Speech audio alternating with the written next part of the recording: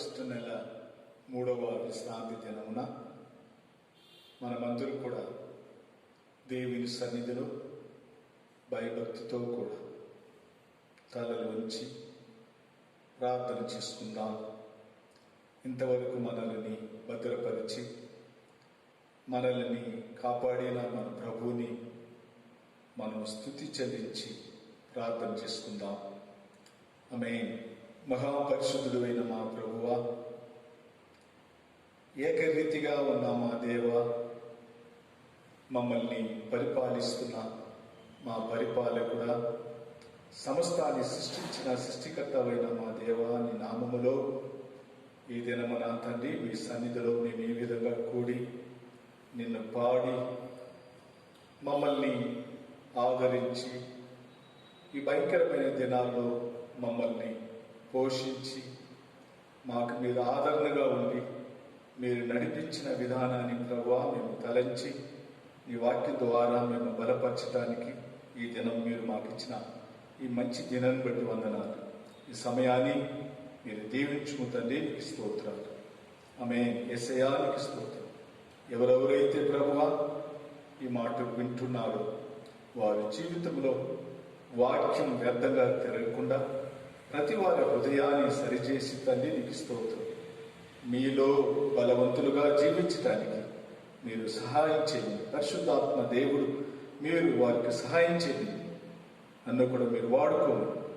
యేసయ్య నామములో అడుగుతున్నాం తండ్రి. ఆమేన్. పాట పాడుకుందాం. నజరేయుడా నా యేసయ్య, ఎన్ని యుగాలకైనా ఆరాధ దైవము నీవేనే, కళమెత్తి నీ కీర్తించి నే చాటుదా. రైజులు పాడదామా? రైజులు. నజరేయుడా నా యేసయ్యా, ఎన్ని యుగాలకైనా ఆరాధ దైవము నీవేనని, కళమెత్తి నీ కీర్తిని చాటిదా. నజరేయుడా నా యేసయ్యా, ఎన్ని యుగాలకైనా ఆరాధ దైవము నీవేనని, కళమెత్తి నీ కీర్తిని చాటిదా. నజరేయుడా ఆగాధ గగనాలను నీ జలలతో కలిచితివి, ఆగాధ గగనాలను నీ జలముతో కొలిచితివి. శూన్యములో ఈ భూమిని వేలాడితిని నా యేసయ్యా, నీకే వందనం, నీకే వందనం, నీకే వందనం, నీకే వందనం.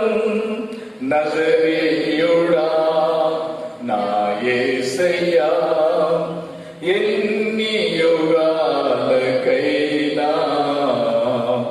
ఆరాధ దైవము నీవేనని, కళమెత్తి నీ కీర్తిని చాటిదాం. నజరేయుడా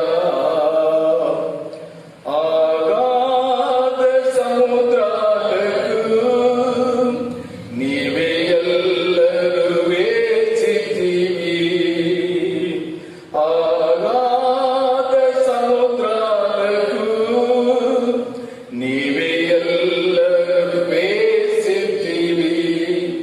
జలములలో పడినే వెళ్ళినా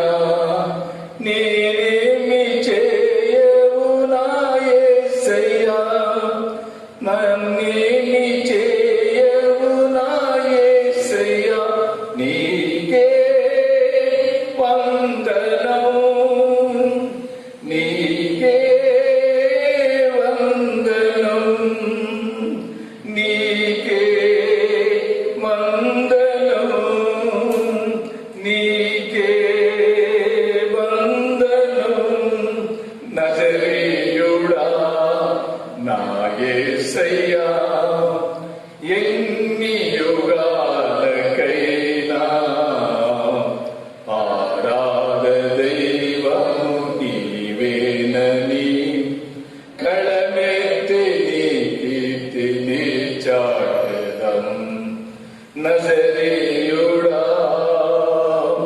సీయోను శిఖరాగ్రము నీ సింహాసనమాయెనా. సీయోను శిఖరాగ్రము నీ సింహాసనమాయెనా. సీయోనులో నిన్ను చూడాలని ఆశతో ఉన్నాను నా యేసయ్యా. ఆశతో ఉన్నాను నా యేసయ్యా. నీకే వందనం, నీకే వందనం, నీకే వందనం, నీకే వందనం. నజరేయుడా నా యేసయ్యా, ఎన్ని యుగాలకైనా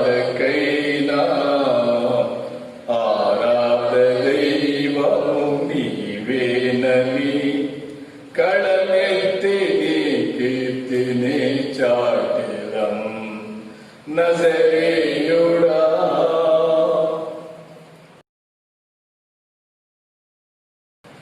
దేవుని నామానికి మహిమ కలుగును గాక. ఈరోజు మరి యూట్యూబ్ ద్వారా దేవుని వర్తమానాన్ని వింటున్న మీ అందరికీ యేసుక్రీస్తు నామములో మా యొక్క వందనాలు తెలియపరుస్తున్నాం.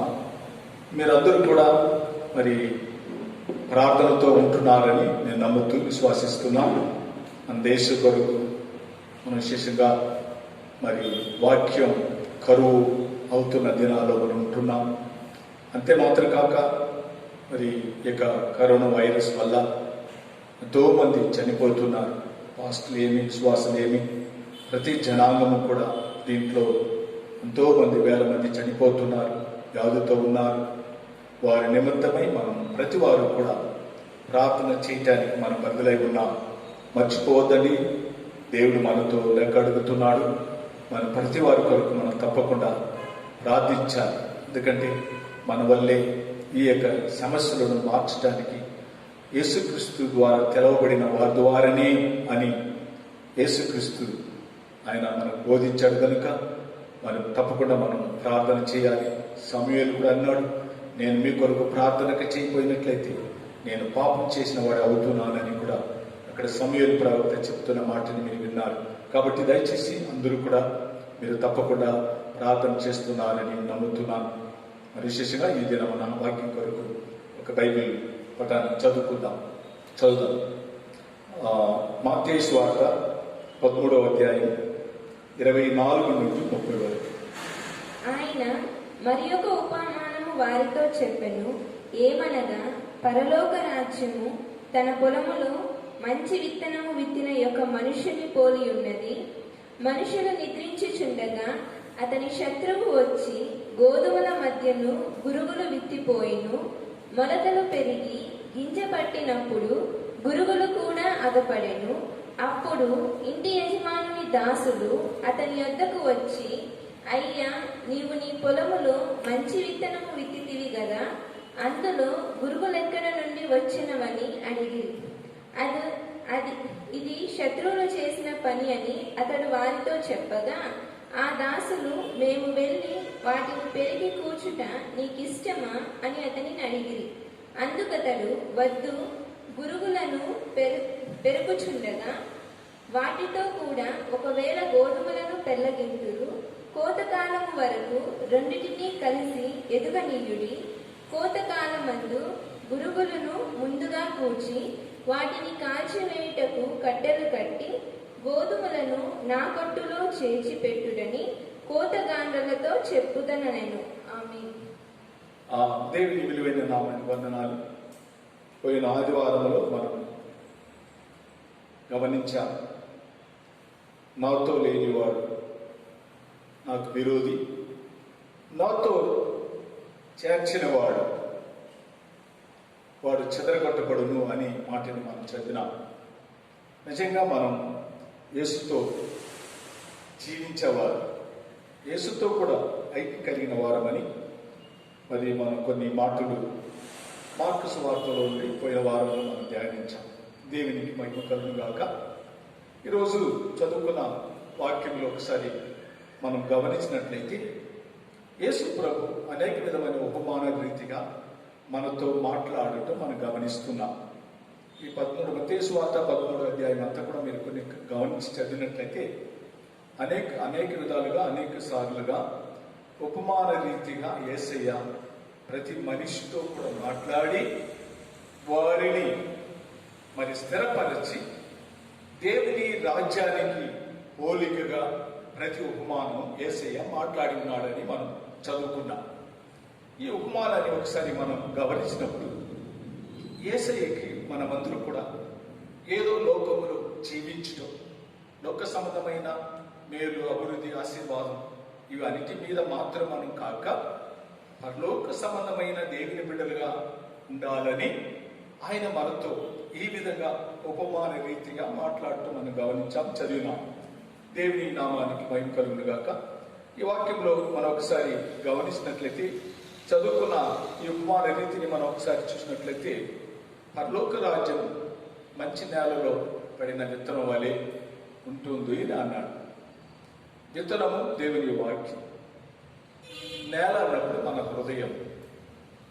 కాబట్టి ఈ అనుభవం మనం ఒక్కొక్కరిలో కూడా కావాలని యేసయ్య ఒక ఉపమాన రీతిగా మనతో మాట్లాడటం మనం గమనిస్తున్నాం.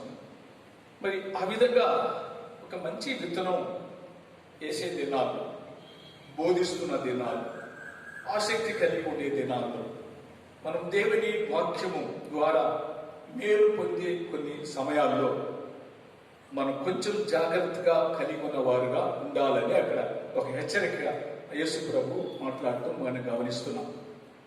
ఒకవేళ మనం వాక్యాన్ని వినకుండా నిద్రించినప్పుడు అని అక్కడ వాక్యం చెప్పబడుతుంది. మనం ఎప్పుడైతే నిద్రపోతున్నామో అపవాది ఏం చేస్తున్నాడంటే తన గురుగుల్ని ఎత్తుకుని వచ్చి విత్తుతున్నాడు అని అక్కడ వాక్యం చదివినాం. ఆ గురుగులు విత్తుతున్నప్పుడు ఈ యొక్క మంచి గోధుమ పైరుతో కూడా గురుగులు కూడా ఎదగటం ఇక్కడ మనం గమనిస్తున్నాం. ఎప్పుడైతే నిద్రపోయాడో, నిద్రపోయిన సమయంలో అపవాది చూసి తన పనిని చేయటం మనం అక్కడ గమనిస్తున్నాం. మరి ఆ విధంగా చేసినప్పుడు ఆ శత్రువు మరి ఆ విధంగా చేశాడు అనే విషయాన్ని మరి ఆ యొక్క నేలలో ఆ పంట ఎదిగినప్పుడు తెలుస్తుంది. మీరు ఒకసారి గమనించినట్లయితే వరి పైరులో మీరు గమనించినట్లయితే గురుగులు పనికిరాని ఆ యొక్క పైరే అన్నిటికంటే పైగా పెరగటం మీరు గమనిస్తున్నారని నేను నమ్ముతున్నాను. నేను చూశాను.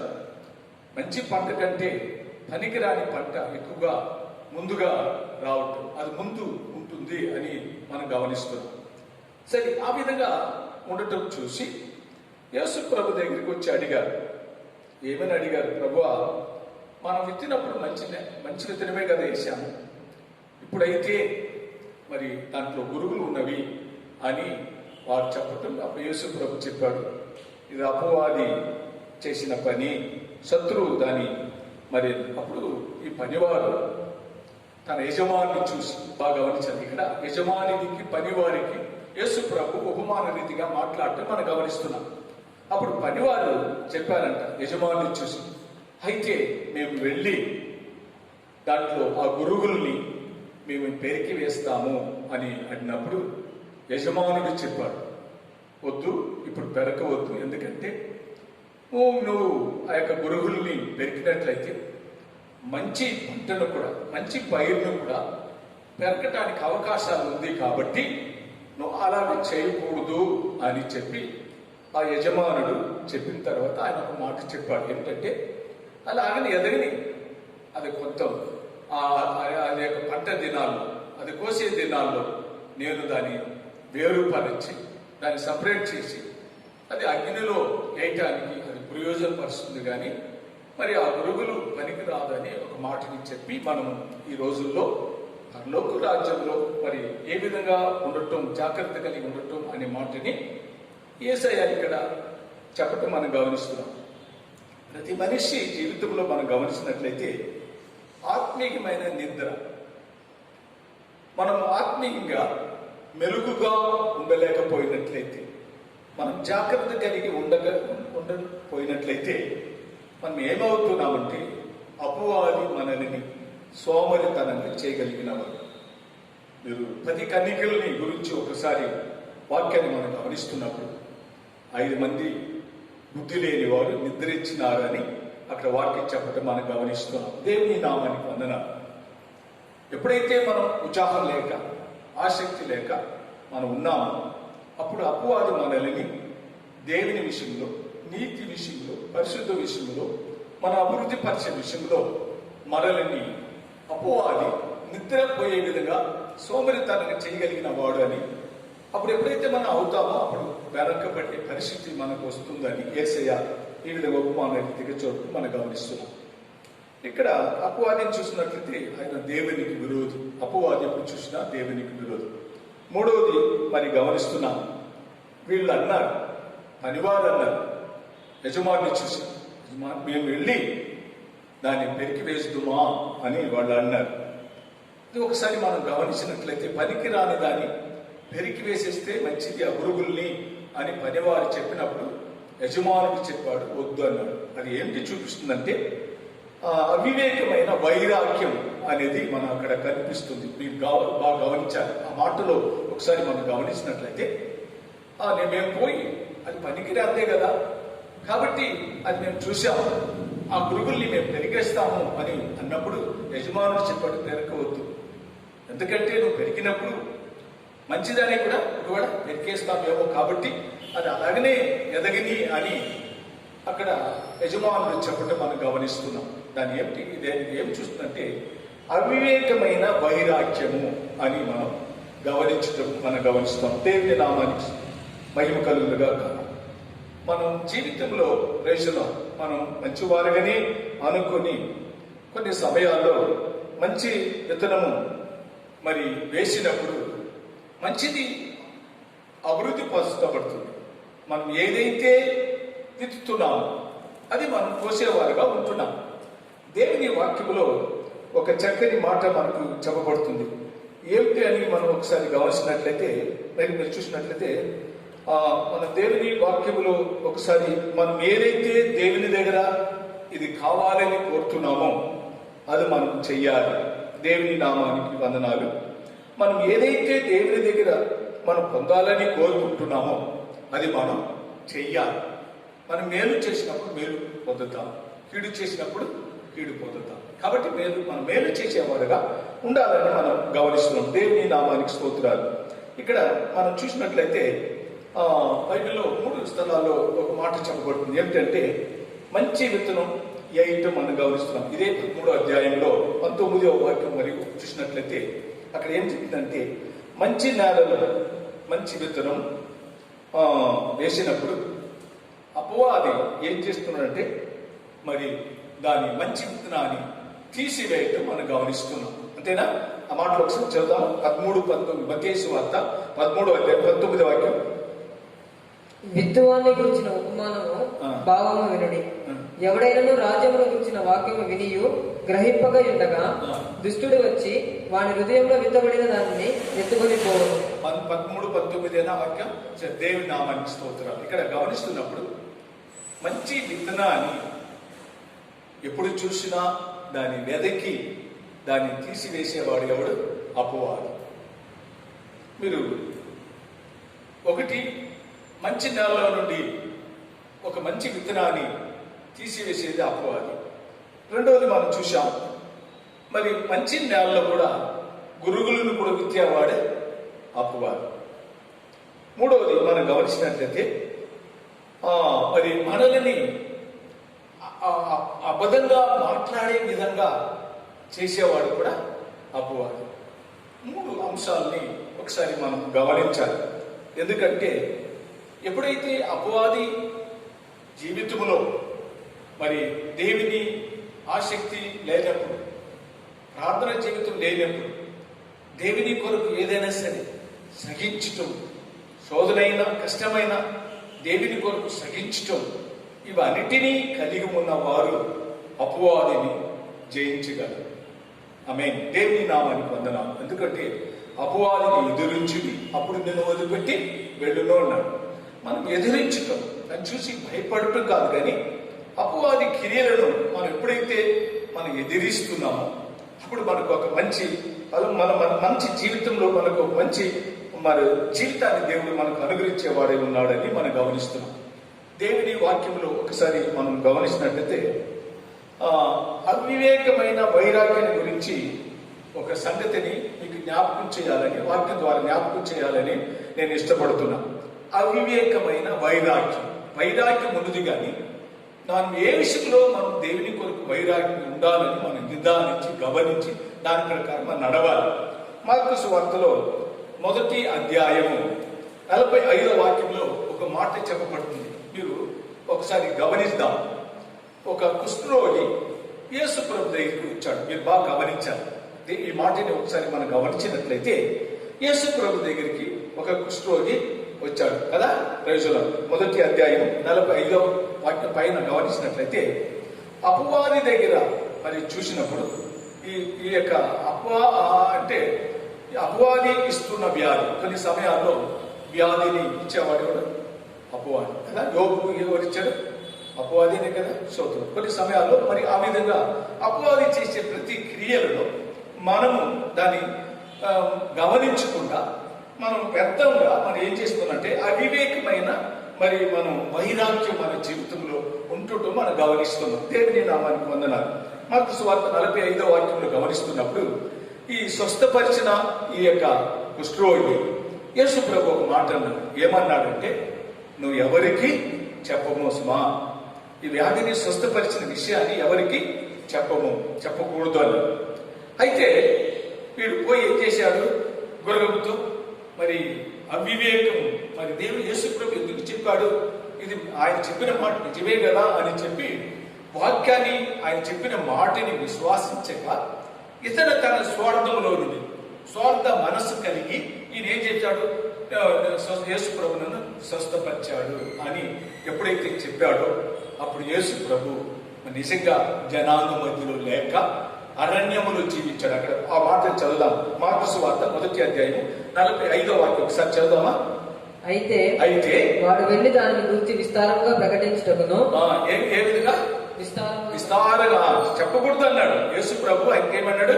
చెప్పకూడదు అన్నాడు. ఈయన ఏమో దాన్ని దాచిపెట్టుకోకుండా అవివేకమా వైరాగ్యం కలిగి నా యేసు ప్రభు స్వస్థపరిచాడని మరి చెప్పిన మాటని అనుసరించి మనం విధేయులై మరి ఆ విధంగా మనం జీవించడం మనం మానేస్తున్నాం. కాబట్టి చదువుదాం. అవివేకం ఆ సంగతి ప్రచురం చేయటకును ఆరంభించిన కనుక ఆయన ఇక పట్టణంలో బహిరంగంగా ప్రవేశింపలేక వెలుపల అరణ్య ప్రదేశంలో నుండెను. చూడండి, ఎక్కడ ఉన్నాడు ఆయన? పట్టణములో ఉండక, జనాల మధ్యలో ఉండక. ఈ అవివేకమైన కార్యం ఎప్పుడైతే ఈ కుష్ఠరోగి చేశాడో, చెప్పిన మాటను వినకుండా చేశాడో, ఇప్పుడు యేసు ప్రభు ఎక్కడ ఉన్నాడు? ప్రజల అరణ్యములో, జీవితంలో కొన్ని సమస్యలు మరి ఈ విధంగా రావటం మనం గమనిస్తాం. ఈ విధంగా రావటానికి ఏంటి కారణం అని చూసినట్లయితే వివేకం లేని గుణము, వివేకము లేని మనస్సు. ఎందుకంటే మనం చూసినట్లయితే బైబిల్లో కొన్ని అనుభవాన్ని మనం గమనించినట్లయితే కొన్ని సమయాల్లో మనం మేలు చేసి కూడా కొన్ని సమయాల్లో మరి కీడు అనుభవిస్తున్నాం. మనం మేలు చేసి కూడా కొన్ని సమయాల్లో మనం దేవుని వాక్యాన్ని పాటించకుండా, సహించకుండా, ఓర్పుగా ఉండకుండా, నిదానించి లేకుండా కొన్ని మరి స్తోత్రం ఆగ్రహంగా మనం ఏం చేస్తున్నామంటే కొన్ని మేలుని మనం పోగొట్టుకున్న వారుగా ఉంటున్నాం. ఇక్కడ మీరు ఒకసారి గమనించినట్లయితే దీంట్లో లూకా సువార్త 16వ అధ్యాయంలో మనం చూసినట్లయితే తప్పిపోయిన కుమారుని గురించి మనకి చెప్పటం మనం గమనిస్తున్నాం. నిజమేనా? గమనిస్తున్నాం. సరే, తప్పిపోయాడు. తన సహోదరుడు తిరిగి వచ్చాడు. వచ్చిన వెంటనే సరే ఈయన తన తండ్రి చూసి ఆయనకి మంచి నిందులు చేసి ఆర్భాటం ఉండటం చూశాడు. అయితే పెద్ద కుమారుడు ఏమో పొలములో నుండి కష్టపడి మరి యథార్థంగా తండ్రిని ప్రేమించి మరి మీరు గమనించాలి, ఆ మాటలో ఒకసారి గమనించాలి. తప్పిపోయిన కుమారుని కంటే ఇంటిలో జీవించిన తన కుమారుడు కొద్దిలో కొంచెం ఓర్పిక లేని విషయంలో తన జీవితంలో మేలైన ఆశీర్వాదాన్ని పోగొట్టుకున్నాడు. ఆగ్రహం. అందుకే ఇక్కడ మీరు మన వాక్యం చూసినట్లయితే వీళ్ళు అడిగారు, ప్రభువా, మరి యజమాని చూసి మేము పోయి దాన్ని పెరిగేస్తుమా అని యేసు ప్రభు అన్నాడా? వద్దు అన్నాడు. ప్రైజులు అది వద్దు, నేను ఆఖరి దినాలు నేను చూసుకుంటాను. అయితే దీనివల్ల మనం ఏం నేర్చుకుంటున్నామంటే ప్రతి మంచి వాళ్ళైనా సరే చెడ్డవాళ్ళైనా సరే ఈ భూమి పైన అభివృద్ధి అవుతున్నారు. అందరూ నీతిమంతులు పరిశుద్ధులు అవ్వాలి, నిజం మనం ప్రార్థన చేస్తున్నాం. కాబట్టి ఈ దినాల్లో మనం ఏదైతే నాకు ఇచ్చాడో ఆ పని మనం చేసేవాళ్ళుగా మార్చబడటం అవసరం. కాబట్టి ఆ పెద్ద కుమారుడు వచ్చి నేను ఇంతకాలైనా ఉన్నాను, నాకు ఇంత ముందు చేయలేదని చెప్పి నొచ్చుకున్నాడు కదా.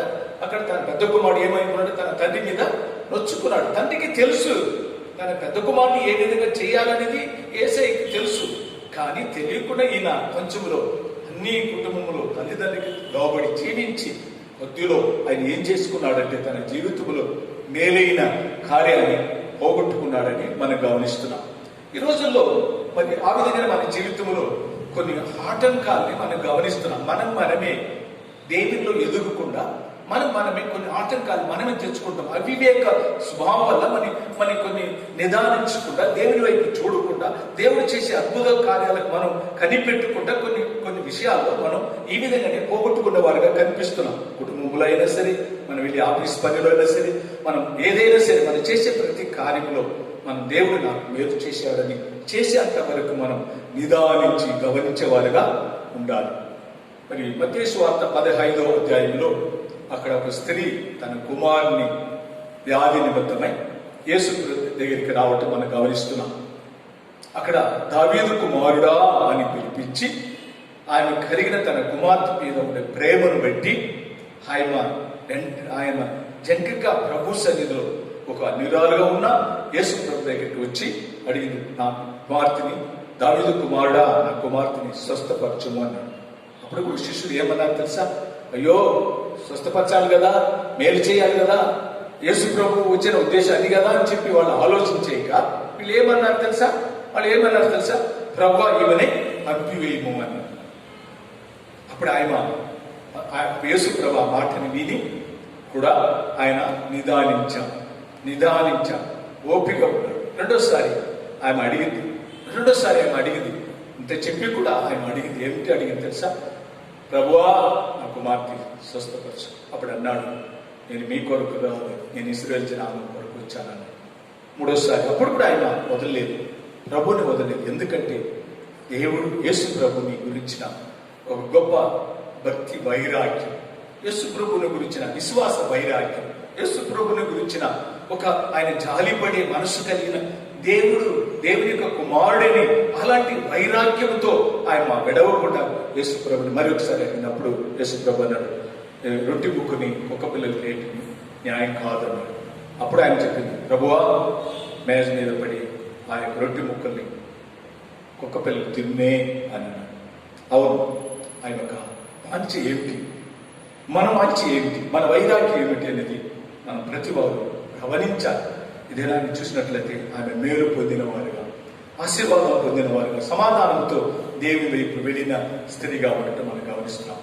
మూడవది ఇంకొక సంభవాన్ని నేను చెప్తున్నాం. ఏమిటంటే ఇదే స్తోత్రం కుష్ఠరోగి గుడ్డివాడు మార్గంలో కూర్చొని యేసు ప్రభు వస్తున్నాడని విని ఆ శబ్దాన్ని చూసి దావీదు కుమారుడు అని కేకలు వేశాడని చెప్పబడుతుంది. అప్పుడు జనాంగమంతా కూడా ఆ యొక్క గుడ్డివాడిని ఊరిక ఉండము అని అన్నారు. కానీ వాడు అట్లా ఉండలేదు. వాడు ఏం చేశాడు తెలుసా? దావీదు కుమారుడు దేవుని వెతికాడు, మనిషిని వెతకల. మనిషిని మాట విని ఉంటే జీవితంలో అతను మరి చూపి పొంది ఉండడు, ఆనందాన్ని పొంది ఉండడు. దేవుని చూశాడు, దేవుడు ఏం చేస్తున్నాడని. వెంటనే ఈయన ఇంకను గట్టిగా కేకలు వేసి దావీదు కుమారుడా అని పిలిచాడు. అప్పుడు యేసు ఆయన తీసుకురమ్మన్నాడు.